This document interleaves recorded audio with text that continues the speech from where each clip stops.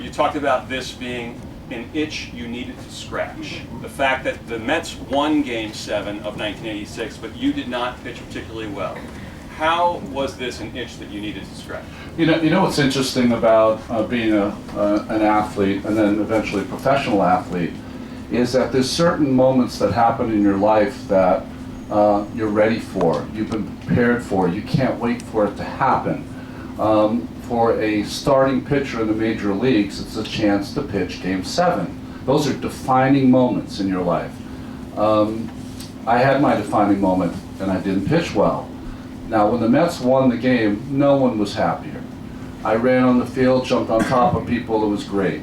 The next day, the parade in New York couldn't have been any better. 3 million people. I see pictures of myself there, and it's like an out-of-body experience. So excited to be there. But 2 days later, I was in my apartment, and the crash and burn started. And it's where, you know, when you're a young athlete, especially at an elite level, you very rarely have a bad day. You know, you're always the kind of the best player in your group when you're 10 or 11 or 12. Every single time you're supposed to come through, you just always do because it's how it goes. And what happened is that 2 days later when I crashed and burned, I was like, how did that happen? That's never happened to me. That moment, I've always been able to grab the brass ring, and I didn't. And what the book is about, the cathartic experience of writing the book is about, is two things. Is that I think that there was a paralysis by analysis on my part. I'm one of those people who is I'm a very deep thinker, much to my chagrin at times, and that was an issue. But I think second and more importantly, my pitching coach, Mel Stottlemyre, used to always have a great line. When you had a bad game, you'd have to go throw him aside, and he'd stand there with you, and we'd go, Mel, what happened? He goes, you know, the other guys, they're trying too. And, you know, one of the great things about going to college, going to an Ivy League school, is that I was always the best student in my school. And then you go to Yale, and everyone there was the best student at their school. That's kind of how baseball is. You know, you're always the best athlete from your little hamlet or town, and then you get to the major leagues and this impossible scrum of all these great players. And sometimes what happens is that they were trying. So this notion of you pitched well in Game 1 of that series, which the Mets lost. You pitched well in a very important Game 4, which the Mets won at Fenway Park. And you were now pitching for the third time in a little over a week. And you also had a rainout, giving you even more time to think. Is it you that came up with the idea that I need to do something differently against them? Or were other people getting in your head as well? Yeah, no one got in my head. It was solely me. I knew it was a veteran Red Sox team. The first game, I was even better than I was in the fourth game. Lost 1-0 on a ball through Tim Tuffel's legs. I remind him about it every single day. Game 4 was interesting because I was warming up in Fenway Park. I'm from a smaller town, but right next to Worcester, Massachusetts. I grew up right behind Holy Cross College, so I grew up a Red Sox fan. I was warming up before the game. I was bouncing fastballs, throwing curveballs it was just awful. One of the worst warm-ups I've ever had. And I finally told Mel Stottlemyre, that's it, let's just go to the bench, I'll regroup, I'll figure it out some way. We were a little late, and I forgot my dad was in the Air National Guard, and he was holding the flag for the national anthem. So as they played the national anthem, I kind of saddled up to him, kind of held his arm. I might get emotional about it, but anyways, it changed everything, because it's like, this guy taught me how to play. It's a simple game.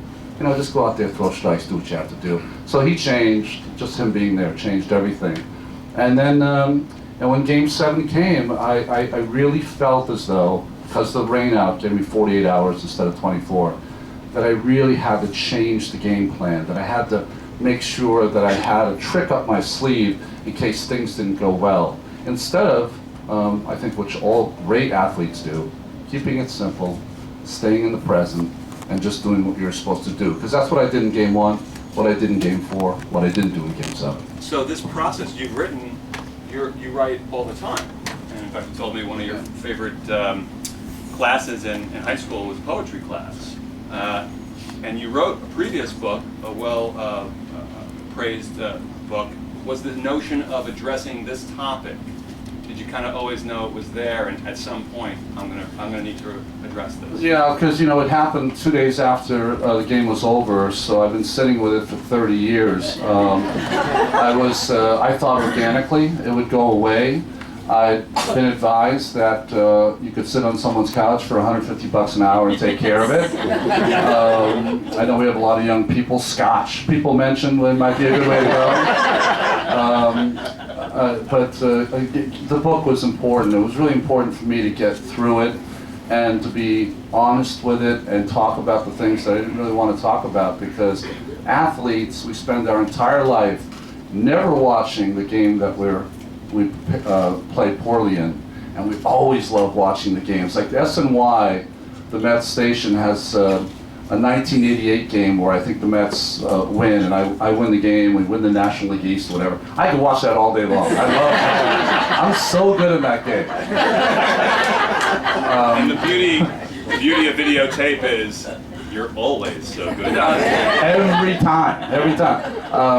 But sometimes, hey, listen, all of us are human, and sometimes we're not really good at our job on that one day.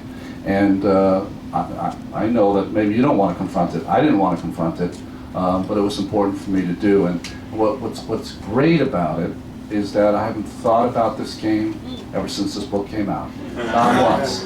I'll think about it speaking here tonight, but I used to always occasionally come back up and like, oh, for the love. But I don't have that thought anymore.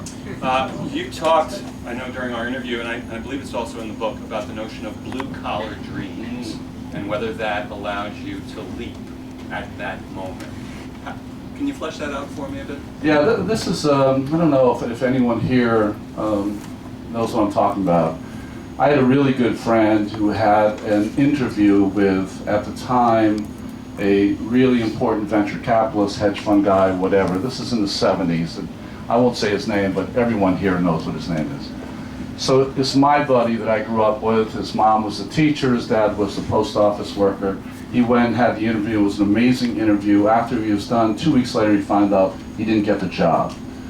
So he called the person and said, listen, I'd love to ask this man, how can I do a better job next time in the interview? And this man said, hey, listen, you did a great job in the interview, but you're a blue-collar kid with blue-collar dreams. And we have white-collar dreams here at this facility. And it crushed him, but he's incredibly an important guy now, so he got past it.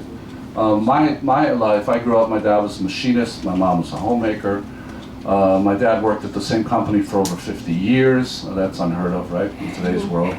And neither of them graduated from high school. So the whole thing for them, and they'll tell you to this day, forget about the '86 Mets. When I got into Yale, my mom cried for 3 days. So I think what happens, and maybe it happened to me, I shouldn't say it about anyone else, I think what happens is that as you lay in bed at night when you're a young person, you have these amazing dreams of where you're going to go. But sometimes they stop at some point.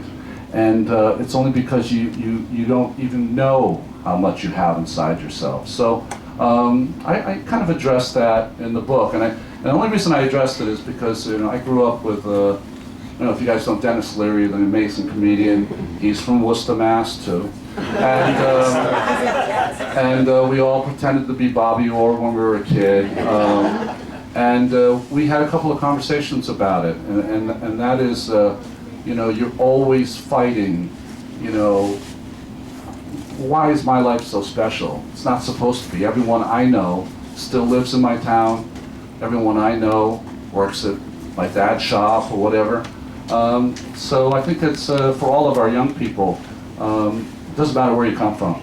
You can be anything you want. And I've exceeded a lot of things that I thought I'd ever achieve. But you know what? Every single day I'm trying to do better.